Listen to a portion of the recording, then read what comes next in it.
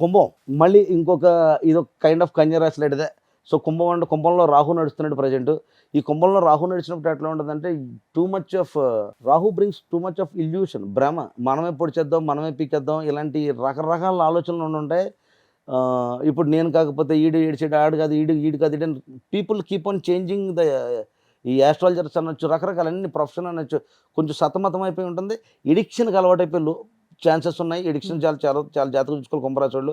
అంటే at the same time సప్తమ స్థానంలో కేతు సంచారం కాబట్టి చూడండి, మీకు ఎన్ని ఎడిక్షన్లు ఉన్నా లేకపోతే ఎన్ని లావాదేవీలు ఉన్నా ఆఖరికి తిరిగి చచ్చి వచ్చేది మళ్ళీ పెళ్ళం దగ్గరకో పిల్లల దగ్గరకో. అవును. సో వీళ్ళని వదిలేసి ఊరి మీద ఊరేగడం మానేసి కొంచెం వీళ్ళు కూడా ఉన్నారని అర్థం చేసుకుని జాగ్రత్తగా చేసుకోవడం మంచిది.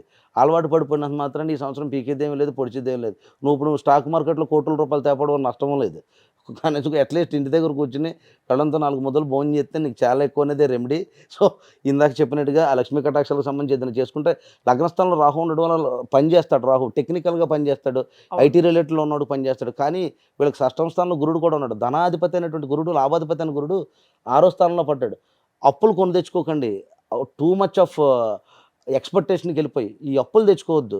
అదొకటి చెప్తాను. మీకు వచ్చే ఏడాది బాగుందబ్బాయి. మీకు కుంభరాశికి ఇప్పుడు కాదు నెక్స్ట్ ఇయర్ అదిరిపోద్ది మీ సినిమా. ఈ ఇయర్ కొంచెం ఓపిక పట్టండి. మిమ్మల్ని అందుకనే 45 రేంజ్‌లో వేసి వదిలేస్తున్నాను. చాలా బాగుంది. 45 రేంజ్‌లో వదిలేస్తున్నారు. వదిలేద్దాం.